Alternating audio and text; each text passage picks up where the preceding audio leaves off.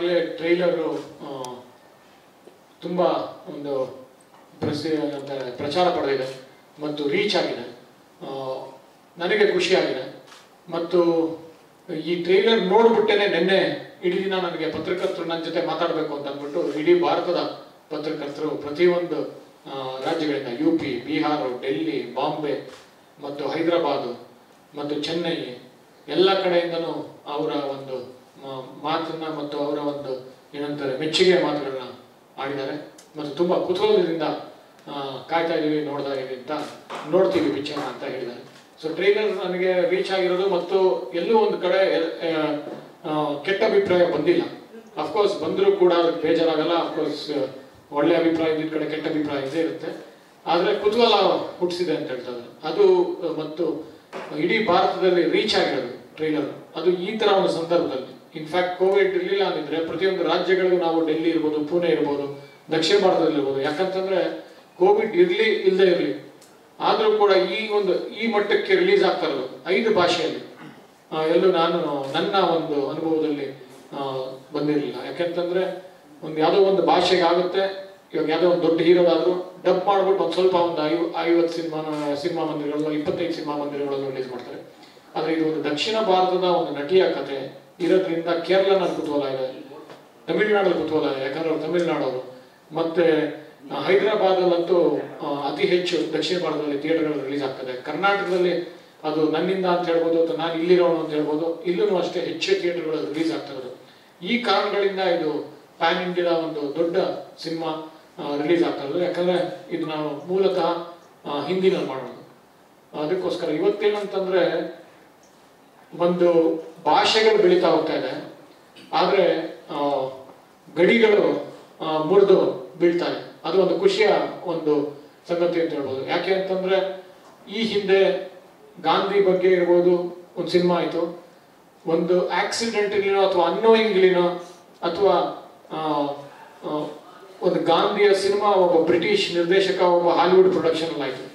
ಅದು ಆಕ್ಸಿಡೆಂಟ್ಲಿ ಒಂದು PAN global ಅಂತ ಹೇಳ್ಬೋದು. ಅದೇ ತರ ಬಾಂಬೆ ಆಯ್ತು. ಬಾಂಬೆನೂ ಅಷ್ಟೇ ಅವರು ಅನ್ಕೊಂಡಿದ್ದಕ್ಕಿಂತ ದೊಡ್ಡ ಪ್ರತಿಕ್ರಿಯೆ ಯಾಕೆ ಬಂತು ಅಂತಂದ್ರೆ ಅದು ಗೊತ್ತಿಲ್ಲದೇ ಒಂದು ಪ್ಯಾನ್ ಇಂಡಿಯಾ ಸಿನಿಮಾ ಆಯ್ತು. ಒಂದು ತಮಿಳುನಾಡಿನ ಒಬ್ಬ ಪತ್ರಕರ್ತ ಬಾಂಬೆನಲ್ಲಿ ಹೋಗಿ ಸೆಟ್ಲ್ ಆಗ್ತಾನೆ ಒಂದು ಕೋಮುವಾದದ ಒಂದು ಗಲಭೆಯ ಒಂದು ಹಿನ್ನೆಲೆಯಲ್ಲಿ. ಸೊ ಈ ರೀತಿಯಲ್ಲಿ ಅದು ಪ್ಯಾನ್ ಇಂಡಿಯಾ ಆಯ್ತು. ಆದ್ರೆ ಇವತ್ತಿನ ಪರಿಸ್ಥಿತಿಯಲ್ಲಿ ಗೊತ್ತಿದ್ದು ಮಾಡಬೇಕಾಗುತ್ತೆ. ಮತ್ತು ಅದೇ ನಾನು ಹೇಳಿದ್ದು ಭಾಷೆಗಳು ಬೆಳೀತಾ ಇದೆ, ಅದರ ಒಂದು ಬಾರ್ಡರ್ಸ್ಗಳು ಹತ್ರ ಆಗ್ತಾ ಇದೆ ಮತ್ತು ಕಿತ್ತೋಗ್ತಾ ಇದೆ, ಗೇಟ್ಗಳು ಓಪನ್ ಆಗಿದೆ ಎಲ್ಲರಿಗೂ. ಇವತ್ತು ನಾವು ಕಾನ್ಶಿಯಸ್ಲಿ ನಾವು ಪ್ಯಾನ್ ಇಂಡಿಯಾ ಪ್ಯಾನ್ ಗ್ಲೋಬಲ್ ಸಿನಿಮಾಗಳು ಮಾಡಲೇಬೇಕಾಗಿದೆ. ಯಾಕೆ ಅಂತಂದ್ರೆ ಆ ಥರ ಒಂದು ಆಲೋಚನೆ ಮಾಡಿಕೊಂಡೇ ಕಥೆಯನ್ನು ಮಾಡಬೇಕಾಗಿದೆ, ಆ ಥರ ಆಲೋಚನೆ ಮಾಡಿಕೊಂಡೇ ಸಿನಿಮಾಗಳು ಮಾಡಬೇಕಾಗಿದೆ. ಸೊ ಈ ರೀತಿಯಲ್ಲಿ ಶಕೀಲಾ ಕೂಡ ಆ ಒಂದು ಆಲೋಚನೆಯಿಂದ ಆ ಒಂದು ಐಡಿಯಾಯಿಂದಾನೇ ನಾನು ಮಾಡಿದ್ದು. ಯಾಕಂತಂದ್ರೆ ಇದು ಹಲವಾರು ಜನ ನನಗೆ ಫಸ್ಟ್ ಹುಬ್ಬೇರಿಸಿದ್ರು ಶಕೀಲಾ ಯಾಕೆ ಅಂತ. ಶಕೀಲಾದ ಸಿನಿಮಾಗಳಷ್ಟೇ ಮಾಡ್ತಾ ಇಲ್ಲ ನಾನು, ಶಕೀಲಾದ ಜೀವನ ಆಧಾರಿತ ಸಿನಿಮಾ ಮಾಡ್ತಾ ಇರೋದು ಅಂತ ಹೇಳಿದ್ರು. ಆಮೇಲೆ ಶಕೀಲಾ ಅಂತ ಸಿನಿಮಾ ಒಂದು ಆಯ್ಕೆ ಮಾಡ್ಕೊಂಡಾಗ ಬಯೋಪಿಕ್ ಮತ್ತು ಇವತ್ತಿನ ಫ್ಲೇವರ್ ಬಯೋಪಿಕ್ ಮಾಡಿದಾಗ ಅದು ಬರೀ ದಕ್ಷಿಣ ಭಾರತದಲ್ಲಿ ಶಕೀಲಾ ಕುತೂಹಲ ಇರೋದು, ಹಿಂದಿನಲ್ಲಿ ನಾರ್ತ್ ಇಂಡಿಯಾನಲ್ಲಿ ಕುತೂಹಲ ಇಲ್ಲ ಅದು. ಆದ್ರೆ ನಾರ್ತ್ ಇಂಡಿಯಾನಲ್ಲಿ ಒಂದು ಹಿಂದಿ ಆಕ್ಟರ್ಸ್ನ ಇಟ್ಕೊಂಡು ಒಬ್ಬ ನಟಿಯ ಕತೆ ಹೇಳಿದಾಗ ಒಂದು ಇಡೀ ಭಾರತದಲ್ಲ ಒಂದು ಅಂತಾರಾಷ್ಟ್ರೀಯ ಮಟ್ಟದಲ್ಲೂ ಹಿಂದಿ ಸಿನಿಮಾ ರಿಲೀಸ್ ಆಗುತ್ತೆ. ಅದ್ರ ಜೊತೆಗೆ ಈಗಾಗಲೇ ದಕ್ಷಿಣ ಭಾರತದಲ್ಲಿ ಕುತೂಹಲ ಇದ್ದೇ ಇದೆ ಶಕೀಲಾ ಬಗ್ಗೆ. ಸೊ ಈ ರೀತಿಯಲ್ಲೇ ನಾವು ಮುಂದೇನು ಹಲವಾರು ಸಿನಿಮಾಗಳು ಮಾಡೋರು ಅಷ್ಟೇ ಒಂದು ಗೊತ್ತಿದ್ದು ಒಂದು ಕಾನ್ಶಿಯಸ್ಲಿ ಒಂದು ಈ ತರ ಒಂದು ಆಲೋಚನೆ ಇಟ್ಕೊಂಡೆ ಮಾಡಬೇಕು. ಆಮೇಲೆ ಎಸ್ಪೆಷಲಿ ಇವತ್ತಿನ ಒಂದು ಡಿಜಿಟಲ್ ಮಾಧ್ಯಮದಿಂದ OTT ಫಾರ್ಮ್ಯಾಟ್ ಅಲ್ಲಿ ನೀವು ನೋಡಿದ್ರೆ ಒಂದು ಸಿನಿಮಾ ಒಂದು ಕ್ಲಿಕ್ ಮಾಡಿದ್ರೆ ಯಾವ ಭಾಷೆಯಲ್ಲಿ ನೋಡ್ತೀರಾ ಅಂತ ಬರುತ್ತೆ. ಅದಕ್ಕೆ ನಾನು ಹೇಳಿದ್ದು ಭಾಷೆಗಳು ಬೆಳೀತಾ ಇದೆ, ಅದು ತುಂಬಾ ಒಂದು ಸ್ವಾಗತಾರ್ಹ. ಆದ್ರೆ ಗಡಿಗಳು ಮುರಿದು ಬೀಳ್ತಾ ಇದೆ, ಅದು ತುಂಬಾ ಒಂದು ಖುಷಿಯ ಒಂದು ಅಂಶ ಹತ್ರ ಬರ್ತಾ ಇದೆ. ಈ ಹಿಂದೆ ನಾವು ಬಾಂಬೆಗೆ ಹೋಗ್ಬೇಕು ಅಥವಾ ಹಾಲಿವುಡ್ಗೆ ಹೋಗ್ಬೇಕು ಅಂತ ನನ್ನಂತವ್ರು ಸಿನಿಮಾ ಮಾಡ್ಬೇಕು ಅಂತಂದ್ರೆ ಅದು ಏನಂತಾರೆ ಕನ್ಸು ಕಾಣಕ್ಕೂ ಆಗ್ತಾ ಇರಲಿಲ್ಲ. ಆದ್ರೆ ಇವತ್ತು ನಾನು ಎಲ್ಲೇ ಅವ್ರ ಜೊತೆ ಒಂದು ಮೇಲ್ ಮೂಲಕ ಇಂಟ್ರಾಕ್ಟ್ ಮಾಡ್ಕೊಂಡು ಹಾಲಿವುಡ್ ಸಿನಿಮಾ ಮಾಡೋದ್ ಕನ್ಸಷ್ಟೆಲ್ಲ ನನ್ಸು ಆಗ್ತಾ ಇಲ್ಲ. ಅದ್ರ ಜೊತೆಗೆ ಪ್ಯಾನ್ ಇಂಡಿಯಾ ಸಿನಿಮಾ ನನ್ನ ಒಂದು ಅನುಭವ ಆಗಿರ್ಬೋದು ಅಷ್ಟೇ ನಾನು ಸುಲಭವಾಗಿ ಮಾಡಿ ಮುಗಿಸಿದೀನಿ. ಅದು ಯಾವುದೇ ಒಂದು ರೀತಿಯಲ್ಲಿ ಕಷ್ಟ ಆಗಲಿಲ್ಲ ಅಂತ ಹೇಳ್ಬೋದು. ಕೇರಳದಲ್ಲಿ ಹಿಂದೆ ಗಲಾಟೆ ಆಗಿತ್ತು,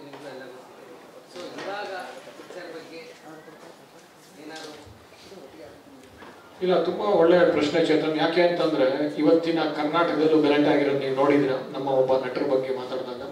ಮತ್ತು ಈ ಹಿಂದೆ ಶಕೀಲಾ ಬಗ್ಗೆ ಗಲಾಟೆ ಆಗಿರೋದನ್ನು ನೀವು ನೋಡಿದ್ದೀರಾ. ಆದ್ರೆ ಒಬ್ಬ ನಿರ್ದೇಶಕ ತುಂಬಾ ಸೂಕ್ಷ್ಮವಾಗಿ ಒಂದು ಸಿನಿಮಾ ಮಾಡಬೇಕಾಗುತ್ತೆ.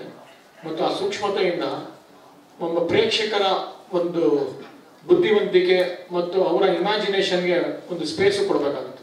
ಯಾವುದೇ ಒಂದು ಪ್ರೇಕ್ಷಕನ ನೀವು ತುಂಬಾ ಲೈಟಾಗಿ ತಗೊಳಕ್ಕಾಗಲ್ಲ. ಅದು ಪ್ರೇಕ್ಷಕನ ಇಮ್ಯಾಜಿನೇಷನ್ಗೆ ನಾನು ಕೊಟ್ಟಿದ್ದೀನಿ ಶಕೀಲಲ್ಲಿ. ಎಲ್ಲ ನಾನೇ ಹೇಳ್ಬಿಟ್ರೆ ಯಾರು ಈ ಪಾತ್ರಧಾರಿಗಳು, ಯಾರು ಈ ಪಾತ್ರಗಳು, ಯಾರು ಈ ನಟರು, ಯಾರು ಈ ನಟಿಯರು ಅಂತ ಇಲ್ಲ. ಅದು ಹೋಲಿಕೆ ಶುರು ಆದ್ರೆ ನಮ್ಮ ಪ್ರೇಕ್ಷಕ ಜಾಣಿದ್ದಾರೆ ಅಂತ. ಇಲ್ಲ ಅಂದ್ರೆ ಪ್ರೇಕ್ಷಕರ ನಾವು ಪೆದ್ರು ಅಂತ ಯಾವತ್ತೂ ನಾವು ಕನ್ಸಿಡರ್ ಮಾಡೋಕ್ಕಾಗಲ್ಲ. ಅವರು ಬುದ್ಧಿವಂತರು ಅಂತಾನೆ ಸಿನಿಮಾ ಮಾಡಬೇಕು, ಬುದ್ಧಿವಂತರು ಅಂತಾನೆ ಬರಿಬೇಕು. ಅವಾಗ ಒಬ್ಬ ನಿರ್ದೇಶಕನಿಗೆ ಆ ಸೂಕ್ಷ್ಮತೆ ಇರಬೇಕು. ಯಾಕಂತಂದ್ರೆ ಫಸ್ಟ್ ಆಫ್ ಆಲ್ ಪೆದ್ರು ಅಂತ ಮಾಡಿದ್ರೆ ಬಯಸ್ಕೊಂತೀವಿ. ಆದ್ರೆ ಎಲ್ಲ ಹೇಳ್ಬಿಟ್ರೆ ಅವರ ಆಲೋಚನೆಗೆ ಮತ್ತು ಅವರ ಥಿಂಕಿಂಗಿಗೆ, ಅವರ ಒಂದು ಬುದ್ಧಿವಂತಿಕೆಗೆ ನಾವು ಪ್ರೋತ್ಸಾಹ ನೀಡ್ತಾ ಇಲ್ಲ ಅಂತ, ಅಥವಾ ಎಲ್ಲ ಒಂದು ಸ್ಪೇಸ್ ಕೊಟ್ಟಿಲ್ಲ ಅಂತ.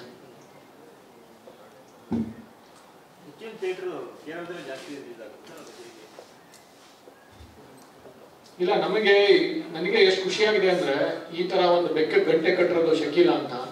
ಯಾಕಂದ್ರೆ ಈ ಹಿಂದೆ ನಾವೇ ಥಿಯೇಟರ್ಗಳು ಕಿತ್ತಾಡೋದು ನೋಡಿದ್ವಿ. ಅಂದ್ರೆ ಯಾವುದೇ ತರದ ಕಿತ್ತಾಟ ಇಲ್ಲ ಇವಾಗ. ಸಿನಿಮಾ ಚಿತ್ರಮಂದಿರಗಳು ಕರೆದ್ಬಿಟ್ಟು ಕೊಡ್ತಾ ಇದಾರೆ ಸಿನಿಮಾಗಳು. ಅದಕ್ಕೆ ನಾನು ಹೇಳ್ತಾ ಇದ್ದು 2000ಕ್ಕಿಂತ ಮೀರಿ ಸಿನಿಮಾ ಚಿತ್ರಮಂದಿರಗಳಲ್ಲಿ ಒಂದು ಮಹಿಳೆ ಪ್ರಧಾನ ಸಿನಿಮಾ ರಿಲೀಸ್ ಆಗ್ತಾ ಇರೋದು.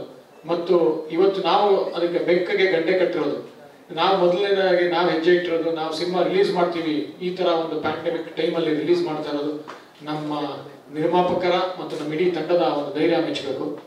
ಮತ್ತು ಎಲ್ಲ ಒಂದು ಕಡೆ ಪ್ರೇಕ್ಷಕರು ಮತ್ತೆ ಚಿತ್ರಮಂದಿರಕ್ಕೆ ಬರೋದು ಶುರು ಆದ್ರೆ ಶಕೀಲಾ ಮೂಲಕ, ಅದಕ್ಕಿಂತ ಖುಷಿ ನಮ್ಗಿಲ್ಲ. ಯಾಕಂದ್ರೆ ನಾವೇ ಟ್ರೆಂಡ್ ಸೆಟರ್ಸ್ ಆಗ್ತೀವಿ. ಮತ್ತು ಶಕೀಲಾ ಜನರನ್ನ, ಪ್ರೇಕ್ಷಕರನ್ನ ಚಿತ್ರಮಂದಿರ ಕರೆಸ್ಲಿಲ್ಲ ಅಂದ್ರೆ ಇನ್ಯಾರು ಕರೆಸ್ತಾರೋ ಗೊತ್ತಿಲ್ಲ ಅಂತ ಹೇಳ್ಬೇಕು.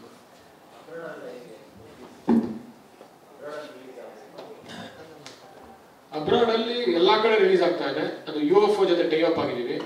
UFO ಮತ್ತು ಅವರು ಈ ಸಿನಿಮಾಗೋಸ್ಕರ ನಮ್ಮ ಒಂದು ಕಾಂಟ್ರಾಕ್ಟ್ಸ್ ಇಂದ ಮತ್ತು ನಮ್ಮ ಒಂದು ಇವತ್ತಿನ ಪರಿಸ್ಥಿತಿಯಿಂದ ಹಲವಾರು ಕಾರಣಗಳಿಂದ ಇವತ್ತು ನೀವು ಒಂದು ಗೊತ್ತಿರಬಹುದು, ನೀವು ಪತ್ರಕರ್ತರಾಗಿ UFO ನಲ್ಲಿ ರಿಲೀಸ್ ಮಾಡಿದ್ರೆ ಕ್ಯೂಬಲ್ ರಿಲೀಸ್ ಮಾಡೋಕ್ಕಾಗಲ್ಲ, ಹಲವಾರು ಮಲ್ಟಿಪ್ಲೆಕ್ಸ್ ಅಲ್ಲಿ ರಿಲೀಸ್ ಮಾಡೋಕ್ಕಾಗಲ್ಲ. ಯಾಕಂದ್ರೆ PVR ಸಿನಿಮಾ ಮತ್ತು ಹಲವಾರು ಸಿನಿಮಾ ಮಂದಿರಗಳಲ್ಲಿ ಕ್ಯೂಬ್ ಇದೆ, ಅಲ್ಲಿ ರಿಲೀಸ್ ಮಾಡೋಕ್ಕೆ ಆಗಲ್ಲ.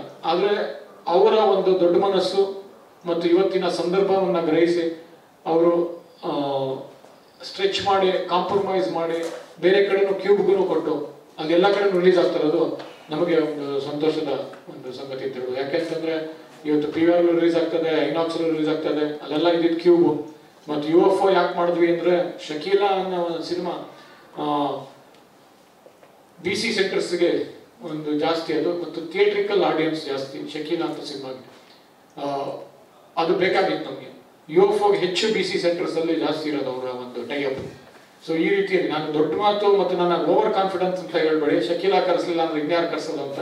ಯಾಕೆ ಅಂತ ಹೇಳ್ತಾ ಇದೀನಿ ಅಂದ್ರೆ it is a theatrical film. ಬೇರೆ ಎಲ್ಲ ಮಲ್ಟಿಪ್ಲೆಕ್ಸ್ ಫಿಲ್ಮ್ ಆಗುತ್ತೆ ಅಥವಾ OTT ಫಿಲ್ಮ್ ಆಗುತ್ತೆ. ಇವತ್ತು ಹಲವಾರು ಸಿನಿಮಾಗಳು OTT ನೋಡ್ತಾರೆ. ಆದ್ರೆ ಶಕೀಲಾ ಅನ್ನೋದು ಇವತ್ತು ನೀವು ಗೊತ್ತು, ಕೇರಳದಲ್ಲಿ ಇರ್ಬೋದು ಅಥವಾ ನಮ್ಮ ಕರ್ನಾಟಕದಲ್ಲಿ ಇರ್ಬೋದು ಅಥವಾ ಬೇರೆ ಹಲವಾರು ಕಡೆ. ಇನ್ಫ್ಯಾಕ್ಟ್ ನಮ್ಮ ಅಸಿಸ್ಟೆಂಟ್ ಡೈರೆಕ್ಟರ್ ಮಂಗಳೂರಲ್ಲಿ ನೋಡಿದ್ದಾರೆ ಸಿಂಗಲ್ ಸ್ಕ್ರೀನ್ ಅಲ್ಲಿ ಶಕೀಲಾ ಸಿನಿಮಾಗಳು. ಸೊ ಈ ತರ ಸಿಂಗಲ್ ಸ್ಕ್ರೀನ್ ಸಿನಿಮಾ ಮತ್ತು ಸಿಂಗಲ್ ಸ್ಕ್ರೀನ್ ತಾರೆ ಆಗಿರೋದ್ರಿಂದ ಬರ್ತಾರೆ ಅಂತ ಒಂದು ನಮಗೆ ಒಂದು ಭರವಸೆ, ಕಾನ್ಫಿಡೆನ್ಸ್ ಇದೆ ಅಂತ ಹೇಳಿ, ಆತ್ಮವಿಶ್ವಾಸ ಇದೆ ಅಂತ ಹೇಳಿ.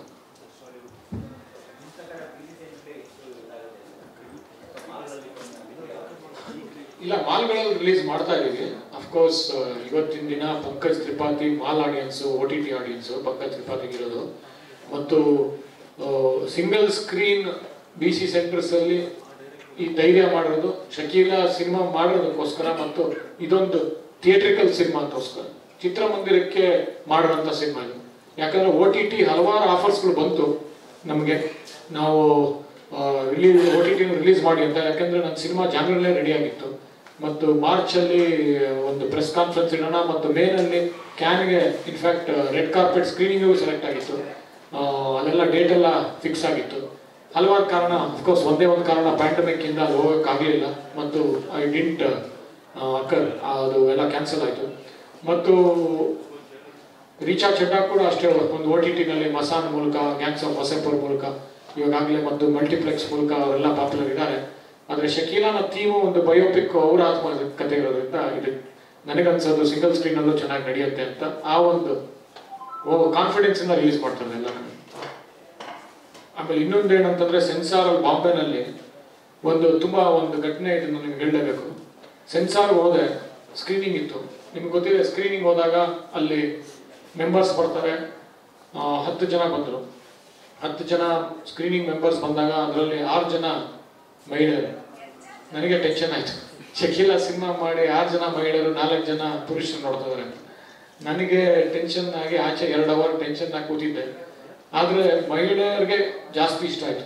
6 ಜನಕ್ಕೆ ತುಂಬ ಖುಷಿಯಾಗಿ ತುಂಬ ಎಂಜಾಯ್ ಮಾಡಿಬಿಟ್ಟು, ಮತ್ತು ಕೊನೆಯಲ್ಲಿ ಬಾಂಬೆಯವರೇ ಅವರು ಮಹಿಳೆಯರು ಬಾಂಬೆನಲ್ಲೇ ಇದ್ದು ಹಿಂದಿ ಸಿನಿಮಾ ನೋಡಿ ಅಲ್ಲಿರೋಂಥವ್ರು, ಅವ್ರಿಗೆ ಯಾರದು ನಟಿ ಮಾಡಿರೋ ಸಿನಿಮಾ ತುಂಬ ಚೆನ್ನಾಗಿ ಮಾಡಿರಲ್ಲ ಅಂತಂದು. ಯಾಕಂದ್ರೆ ಅವ್ರಿಗೆ ಗೊತ್ತಾಗಿದೆ ರೀಚಾ ಚಡ್ಡಾ ಅಂತ. ಯಾಕಂದ್ರೆ ರೀಚಾ ಚಡ್ಡಾ ಅಂತ ಗೊತ್ತಿಲ್ಲ ಅಂದಾಗ ಅವರ ಪಾತ್ರಕ್ಕೆ ಅಷ್ಟು ಚೆನ್ನಾಗಿ ಪ್ರವೇಶ ಮಾಡಿದ್ದಾರೆ ಅಂದರೆ ಅದು ನನಗೆ ಮೊದಲನೇ ಗೆಲುವು ಅಂತ ಹೇಳ್ಬೋದು.